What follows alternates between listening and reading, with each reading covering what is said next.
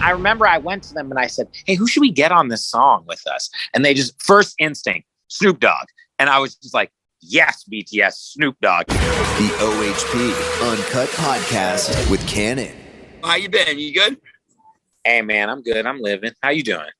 I'm good. How long did this song, The Bad Intentions, how long did that take to orchestrate? Because when you have that many people involved, especially super, super famous people, things don't come together overnight, right? You know, I've been working on this song for about a year.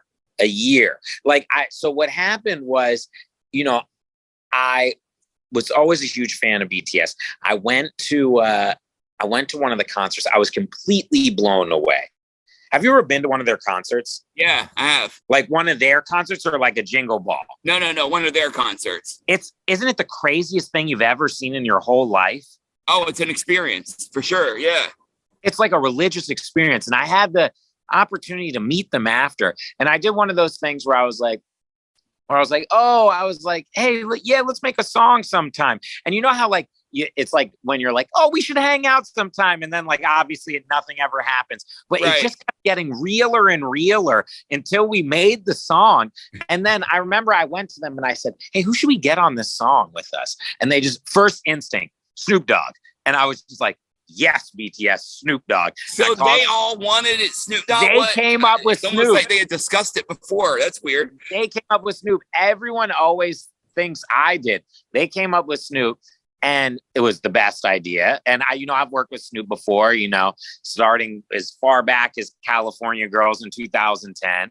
And, Snoop's one of those guys. He's just like, no matter who you are, he's your hero. Like, it's like you ever met him before? I've met Snoop a couple times, yeah. It's like whenever you're hanging with him, he'll like say your name and you're just like, wow, that's the coolest way anyone's ever said how have I gone my whole life hearing my name any other way? And, it's just to be able to be like the glue that puts them together on a song is just crazy for me. I'm pinching myself every day. I was at a club a couple years. I just saw Jermaine Dupri yesterday here at work, and I was talking about this day. We were at a club one night and I was sitting at Jermaine's table and he goes, hey man, you like to smoke, right? And I was like, yeah, from time to time I like to smoke. He goes, my boy's coming. He's got some. And 10 minutes later, here comes this tall figure in a velvet green coat coming through the fog. And it was Snoop. And he laid down all his goods on the table and he had all his little cronies sit down and start rolling it up. And yeah, and that was the first time I met Snoop Dogg, which is a pretty cool first time meeting Snoop Dogg story. And that was the first time you went to a hospital for a panic attack. I thought I was going to die. I'm like, this isn't normal. What did he lace it with? Nothing. You're like checking your pulse after you hit it each time. Legitimately though, man. So how did the process work then, man? So did you, with this part of the process anyway, so BTS wanted Snoop Dogg, did you just call them up and were you like, yo, I'm doing a song with BTS and they want you on this song? Yeah, I called Snoop. Snoop was like, let's get it. They were actually in Korea by the time we were going to record the song. So they recorded it in Korea. And I was like, I had to stay up for like the craziest hours. It was like 4 a.m. for me because they were recording in Korea. So I was like, it was very cool to like do that. And they're so good. You know how like, I'll record someone and it's like, you do the thing, like take like 10, 15 times. Like they recorded the first time and I'm like, okay, well, that was perfect. And Snoop, we were in LA and it's like, it's always the best time in the world when you're with Snoop. And, it's just one of those songs where like, when it's fine, it's like, you spend so much time on these songs. When they finally come out, you're like, yeah. It really just happened. So it's here. It's crazy.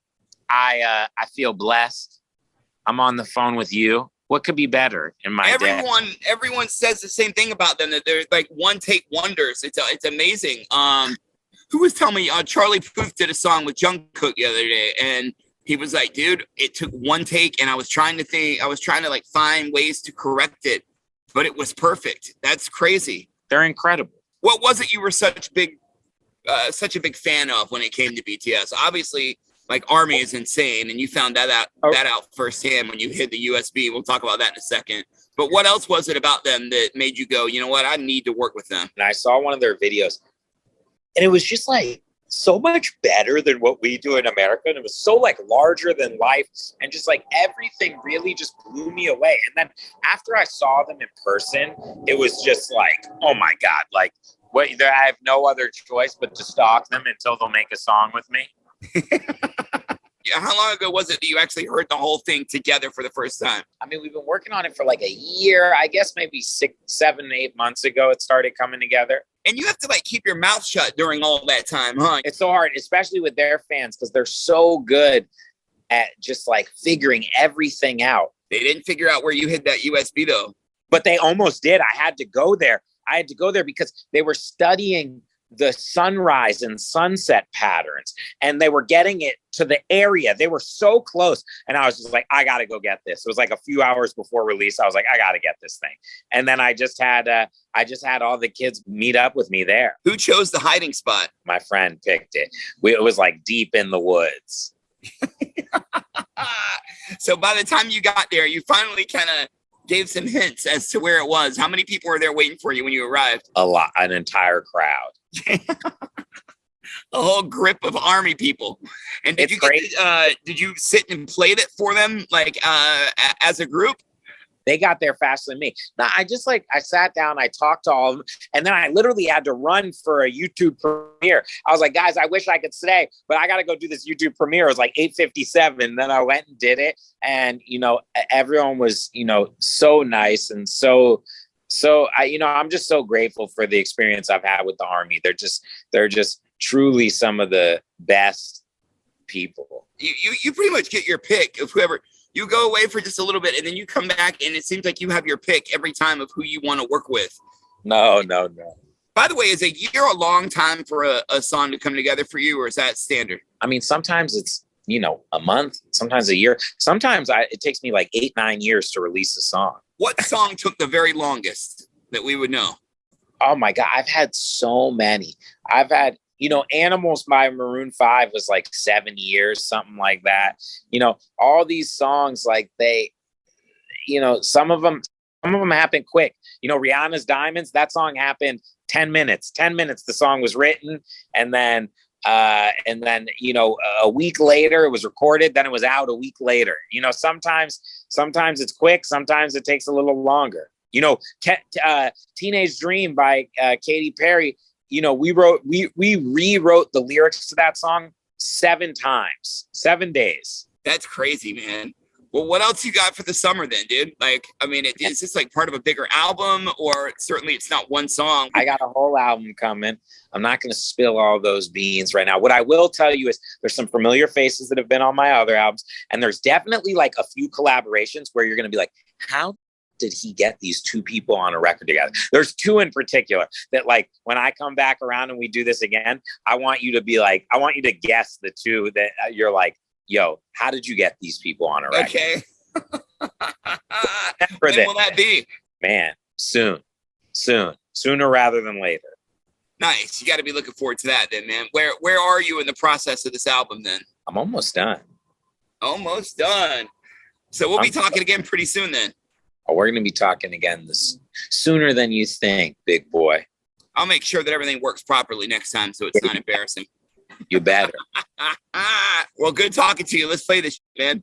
Dude, amazing talking to you. Don't stop playing it. Keep playing it. Thank you. I will talk to you soon, and I appreciate your time as always, Benny. I know you're a busy man.